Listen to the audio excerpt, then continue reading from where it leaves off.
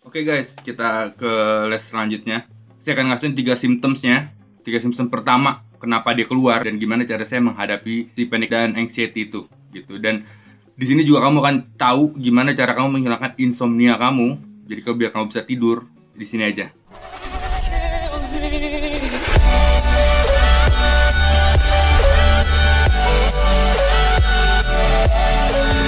Oke, sebelumnya saya mau ngasih tauin ya. Otak tuh ada 2, ya. Otak conscious, unconscious. Maksudnya otak-otak sadar dan alam bawah sadar kamu. Nah, jadi anggap aja gini, anggap aja otak kamu adalah kamu dan badan kamu adalah handphone. Oke? Handphone tuh buta, sama sekali nggak bisa ngelihat. Dia tergantung kamunya. Mau diisi apa, mau di download film, di download game, mau dijadiin kerja, itu terserah kamu. Sayangnya kamu nggak sadar gitu, maksudnya kamu nggak sadar memori apa yang udah kamu masukin, dan itu mempengaruhi kinerja alam bawah sadar kamu. Sebagai contoh, saya rasa di sini ada nggak yang pernah ketusuk pisau? Nggak ada kan? Ketusuk pisau dapur, gitu. Nggak pernah kan? Oke, cuman di otak kamu itu udah ada masuk bahwa pisau itu berbahaya, pisau itu tajam, pisau berbahaya. Dan begitu kamu ngeliat orang megang pisau begini, ya, itu kamu kayak wow, santai, atau awas kena gua gitu. Kayak kamu langsung menghindar. Kenapa? Karena kamu tanpa sadar sudah memasuki program ke alam bawah sadar kamu bahwa pisau itu berbahaya, bahwa pisau itu benda tajam dan mesti hati-hati dihadapi, mesti agak jauh lah. Padahal kamu belum pernah ketusuk pisau. Jadi alam bawah sadar kamu langsung refleks guys, refleks. Itu karena alam bawah sadar kamu melindungi kamu. Ya, badan kamu, otak kedua kamu, which is badan itu melindungi kamu dari bahaya, karena menurut dia bahaya. Dia tahu dari mana pisau bahaya ya. Mereka tahu dari mana pisau itu bahaya, karena kamu ngomong ke dia, karena kamu dari film atau dari orang tua kamu dari kecil kamu tahu itu bahaya. Oke. Contoh kedua, ular.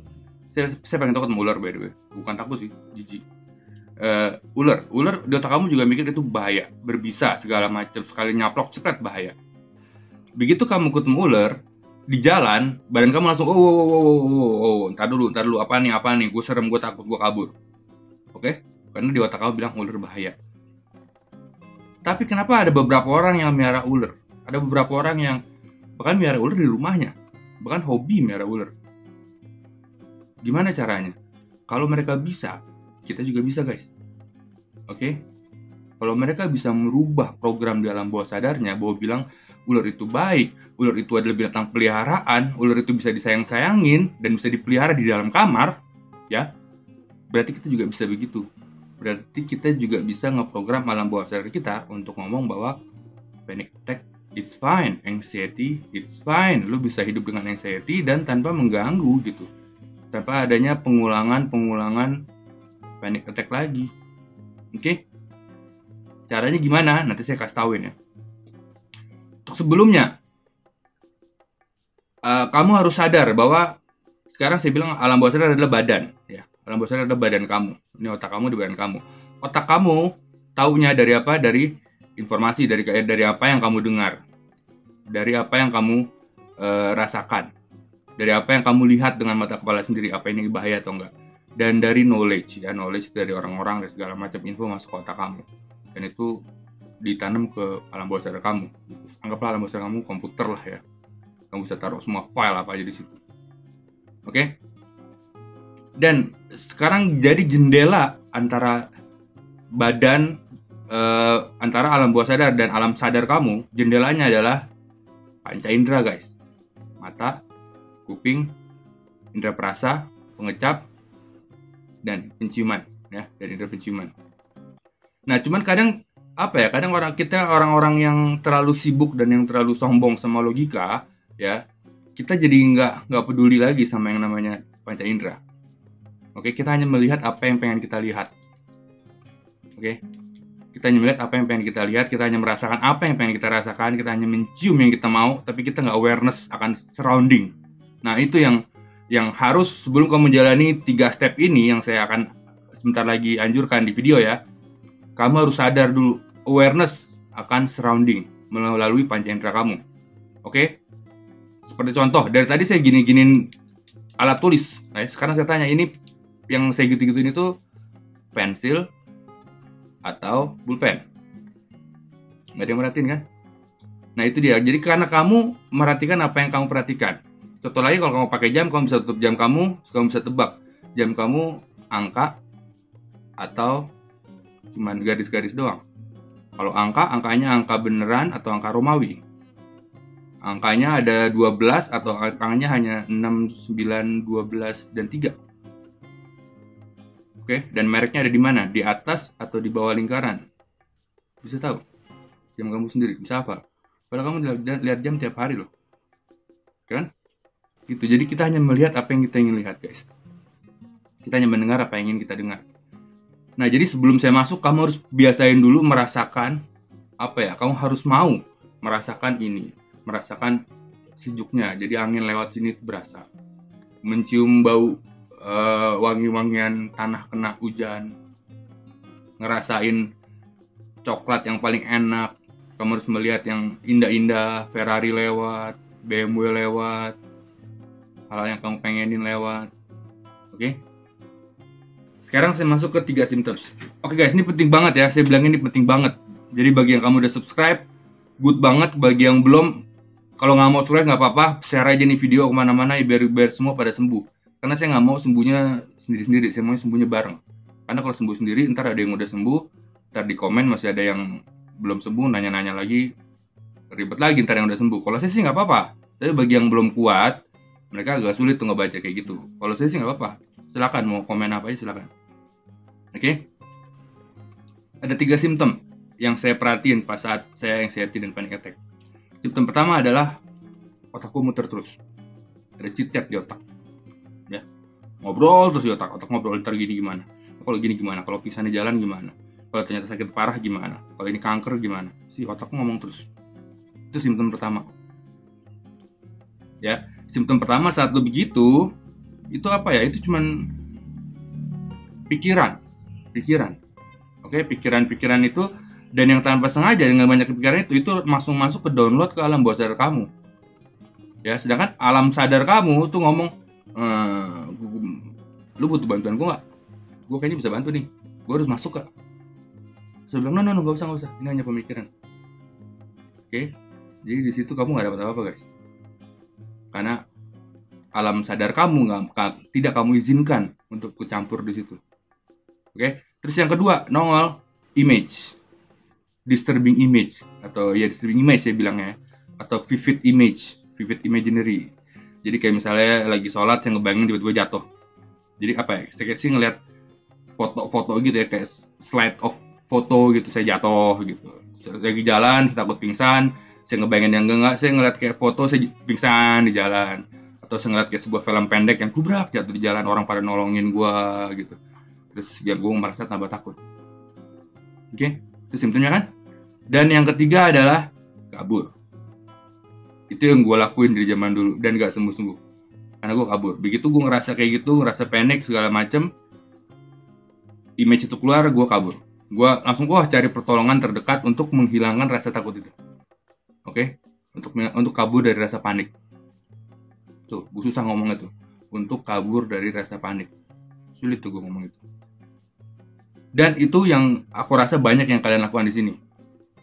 Oke, kalian mungkin nonton video ini gitu ya, nonton video ini terus ngerasa, gue tenangan, Mas Erik udah ngomong segala macem, sembuh nggak? Enggak. Saat kamu nonton video ini, kamu tenang, sembuh. Jadi apa ya, yang kamu cari hanya kesembuhan sementara gitu, kamu nggak sembuh dari anxiety dan panic attack. Oke, nggak usah gitu deh, dengan saya kasih tahu panic attack berasal dari mana, anxiety berasal dari mana, terus ternyata yang ngeliat banyak, masuk ke grup saya 20 ribuan lebih yang anxiety, langsung gue nggak sendiri, ternyata cuman kayak gini, ternyata nggak bahaya dan gue aman, dan kamu sembuh sesaat. Habis itu anxiety ngulang lagi dan kamu nonton film ini lagi, nonton video ini lagi, nonton playlist saya lagi, nggak apa-apa sih, cuma kamu nggak sembuh. Saya pengennya kamu sembuh. Sekarang masuk ke solusi. Pertama, lu jangan kabur guys, jangan kabur. Kalau kamu nonton video yang sebelumnya, percis nih yang ke cara ke-8, baru kamu nonton ini, kamu ngerti. Kalau yang belum nonton cara ke-8, salah sendiri ya, karena kamu nonton dari awal. Oke, Oke, kalau yang belum nonton video 8, stop dulu di sini, nonton yang video ke-8 atau dari 1 sampai 8 baru lanjutin lagi ya. Ini karena kalau nggak bisa kamu nggak ngerti gitu ngertinya. Oke, jadi pertama kamu harus berani. Jadi kamu tungguin anxiety itu datang. Bukan menghindar. Oke? Masuk ke anxiety. Masuk ke panic attack. Jangan kabur. Jangan berusaha nyari apa-apa. Masuk. Pengen sembuh kan? Masuk. Oke? Kalau kamu lagi pengen meeting sama orang, kamu nggak bisa masuk, oke, nggak apa-apa. Cuman lain kali kalau lagi kumat, kamu lagi di jalan, atau kamu lagi mau ke masjid, atau kamu lagi pengen ke gereja, atau lagi di mobil yang istilahnya suasananya bisa mendukung, kamu diem, kamu selamin anxiety, kamu selamin ini rasa panik masuk. Guys, kesembuhan panik itu, untuk keluar dari panik itu, kamu harus sakit sedikit guys. Oke, saya udah bilang. Kunci kesembuhan itu ada di dalam baskom isi air panas. Kuncinya di situ. Kamu mesti masukin tangan ngambil tuh kunci. Jadi sakit sedikit, fine. Tapi habis itu lo bahagia, oke? Jadi gue minta kamu berani masuk ke dalam feeling anxiety, oke? Masuk ke dalam feeling panic saat kamu anxiety dan panic. Kamu rasain itu semua, ya. Karena kalau kamu nggak rasain, alam bawah sadar kamu akan bilang, ini dia belum ngerti nih. Ayo, kita bom dia, kita serang dia dengan segala impulsi, asumsi, pikiran negatif, bayangan negatif ke otak kamu agar kamu mengerti apa itu anxiety dan panic attack. Dan dia akan tetap doing that. They will keep doing that to you. Jadi yang mesti kamu lakuin adalah masuk, rasakan. Nanti alam bawah sadar kamu akan ngomong, dia kayaknya pengen berubah. Ini aman gak? Apakah aman, apa gak gue berubah? Bilang aman, tenang, aman, gak apa-apa, berubah. Kita gak mau kayak gini lagi, kita harus berubah. Oke? Sekarang masuk ke solusinya. Ada 3 solusinya, ya. Seperti tadi 3 symptom, ada 3 lagi. Pertama, kamu mesti aktifin full strategi. Full strategi itu sama kayak di buku Secret. Buku Secret nggak usah saya tampilin lagi ya bukunya siapa ya, udah orang udah tahu buku The Secret. Kamu latihan dulu, misalnya kamu sore-sore kamu latihan nih, gue ngerasa apa, misalnya sambil minum teh, gue ambil minum teh, pegang apa rasanya minum, rasanya gimana, rasain bener-bener, cium bau, misalnya kamu minum teh, kopi, kamu rasain, jangan minum soda ya, minum teh, kopi, kamu rasain, rasanya gimana, enak atau enggak, kamu cium aromanya, rasain di lidah, pegang gelasnya, panasnya seberapa di tangan. Kamu lihat yang indah-indah sore-sore. Oke, biasain itu ya. Biasain fokus ke panca indera. Kalau nggak kamu nggak bisa kayak gini. Setelah kamu tadi latihan seperti itu di setiap sore atau setiap pagi, sekarang kamu pull semua memori kamu imajinasi bahwa kamu lagi ada di tempat yang kamu pengenin. 2 tahun lagi kamu mau di mana? Mau di Paris atau Italia?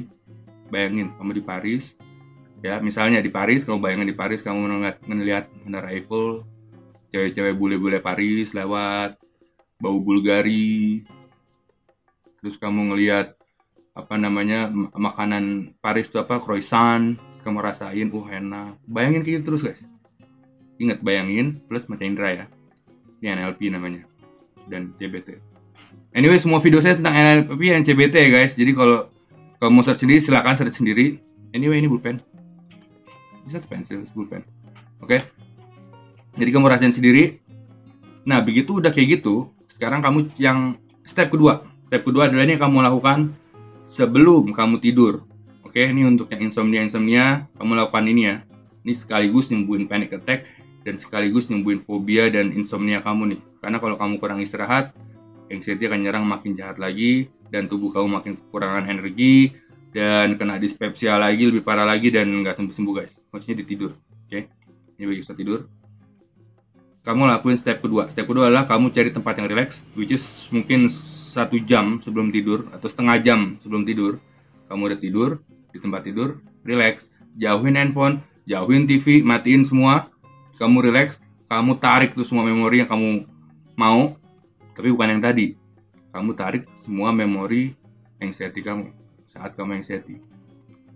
Misalnya kamu pernah ada anxiety tadi di jalan, kamu tarik rasanya gimana di jalan, kamu putar lagi di otak kamu. Gini, otak tuh bego guys ya, otak tuh bego. Apa ya, dia ngelihat dia seneng, Tapi Cis, kalau kamu nggak ngeliat terus kamu ngebayangin sesuatu, otaknya juga seneng. Jadi otak tuh sebetulnya nggak punya mata, yang punya mata tuh kita. Kita kasih dia foto-foto di bayangan di otak kita juga otak seneng. Jadi otak akan berpikir itu real, oke? Padahal nggak real, tapi real, gitu. Oke, kamu tarik semua, tadi kamu anxiety. Begitu kamu lagi jalan terus kamu anxiety, berhenti di situ. Yang masuk ke step ketiga adalah kamu edit itu video di otak kamu. Tadi kan kamu sempat ada video kecil kan, kamu lagi jalan di pinggir jalan, terus tiba-tiba anxiety kumat, terus kamu merasa pengen jatuh, terus kamu panic attack dan takut, dan akhirnya kamu kabur. Kamu tarik, kamu bayangin lagi jalan di situ. Ini kamu edit dan kamu tambahin bagian yang bagus, guys. Kamu tambahin bagian yang bagus. Oke, kamu tambahin bagian yang bagus. Jadi gini, kamu jalan tetap di jalan yang sama. Sebelum panik, kamu ngelihat ke panca indera. Jadi kamu ngeliat apa nih? Kamu ngeliat, wah, gue bisa dengar suara burung. Oke, gue bisa dengar suara burung nih. Ting, kuik, gitu. Gue lihat lagi, wah, ada bunga di pinggir jalan. Ambil bunganya, cium, wangi, enak, lavender nih. Terus kamu coba ambil makanan, ambil ngerasain, wah enak. Atau kamu ngerasain udaranya saat itu, kamu enak. Itu yang kamu bayangin, guys. Ya, jadi dari situ anxiety kamu rubah menjadi suatu feeling excitement, feeling senang. Feeling excitement atau feeling senang itu juga sama kayak anxiety. Oke, by the way, anxiety itu adalah puncak sebuah feeling, yaitu feeling khawatir. Excitement adalah puncak sebuah feeling, yaitu feeling senang. Oke, which is itu energinya sama total, energinya sama. Jadi kamu tinggal ngerubah dari anxiety menjadi excitement dengan seperti itu. Gunanya apa? Jika kamu terus seperti itu, jika kamu terus melakukan itu setiap malam sebelum tidur, ya, alam bawah sadar kamu akan memasukin program bahwa saat kamu anxiety itu kamu ngerasain semua kayak tadi dengar burung, nyium bau bunga, kamu pegang bunga, terus kamu merasakan teksturnya bunga itu, terus kamu ngerasain ngelihat bunga indah, atau ngelihat ada Ferrari lewat sama cewek-cewek pakai baju Baywatch gitu misalnya. Kamu bayanginnya kayak gitu ya, kamu suka deh pokoknya. Dan itu akan ngebuat saat kamu kena anxiety lagi, alam bawah sadar kamu akan bilang, oh this nggak apa-apa, ini yang biasa gue lakuin tiap malam, and it's fine. Kayak gitu, guys. Cara ini saya ambil dari teman saya yang kebetulan miara ular, tetangga saya anyway. Dia kayak gitu, dia takut ular awal-awal, selama-lama dia nggak takut ular lagi dengan cara seperti itu, bahwa dia dia menantang. Oke, yang tadinya yang tadi badannya bilang ular itu berbahaya, dia samperin, dia pegang, oh ya nggak bahaya. Tapi nggak bisa langsung hari itu jadi, mesti berkali-kali sampai akhirnya dia pelihara ular di rumahnya. Dan itu teman kompleks saya, namanya Andika, guys. Dan ularnya hilang, ularnya gede, hilang. Dan itu diomongin sama tetangga-tetangga, guys. Dan ini adalah lain cerita, saya nggak mau cerita di sini, nanti ngabisin kuota kamu. Oke, terus untuk yang insomnia juga saya harapin sebelum kamu tidur, ya, kamu harus melakukan relaksasi. Ini juga penting bagi yang dyspepsia ya, bagi yang saya udah bilang untuk masuk ke parasimpatis mode. Ya, relaksasi yang bagus dilakukan adalah setengah jam sebelum tidur. Jadi begitu kamu tidur, handphone dijauhin, TV dimatiin, kamu masuk ke yang tenang, yang calmness, suasana yang tenang, nyaman. Kamu tiduran, telentang dulu mungkin. Kamu lemesin semua otot. Kamu rasain otot di badan kamu. Which is ini nggak bisa kamu lakuin kalau kamu kurang fokus sama panca indera yang saya bilang tadi. Kalau kamu udah sering fokus sama panca indera kamu akan bisa ngerasain badan kamu whole badan. Oke, kamu pertama telentang. Terus yang pertama kali kamu bayangin adalah otot di kaki kamu. Di kaki. Mulai dari kaki ke betis. Dari betis ke lutut, ke paha, itu semua relax. Semua jatuhin ke tempat tidur. Kayak kamu serahin ke gravitasi, guys. Gitu. Serah ke gravitasi udah. Jatuhin aja, jangan ditahan. Kalau tahan itu namanya stres. Jadi kamu nggak tahan, kamu benar-benar pasrah gitu sama bumi, sama gravitasi, pasrahin. Awal dari kaki, baru ke tangan, baru ke perut bagian bawah, baru ke leher, punggung. Baru ke terakhir otak, kamu merasa rileks, nyaman, dan pasrah terserah bumi. Jadi kamu benar-benar naruh semua berat badan kamu ke bumi gitu, ke gravitasi, dan semua terserah Tuhan, semua di tangan Tuhan, dan kamu ikhlas, dan kamu akan dapat serenity, ketenangan.